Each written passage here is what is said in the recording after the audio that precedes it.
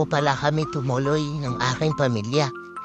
Dire-diretsuin mo lang yan, nandito yung isang CR sa baba. Ganyan siya kaluwang at kalinis, guys. So, nandito yung shower area. Pagkalabas mo, may isang room naman. Maliit lang yung room na yan. Hindi ko na pala na-video yung isang room. Medyo maluwag po kasi yun. Sa taas naman yung ibang mga teenagers na kasama namin.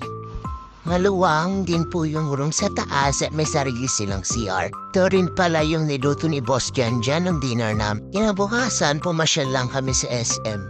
Sa ibang lugar sana kami papasyal pero dito na kami naabutan. Ang si Papa, inaasar si Yana. Naabutan na rin kami ng gutom dito sa may sizzling plate. At ito namang si Ian, inaasar na naman ako na yung plato daw dito is maliit lang. Kasalanan ko yan. Si Yana niya naantok na. Siyempre, hindi rin mawawala ang kape kay Ian. Umuwi na rin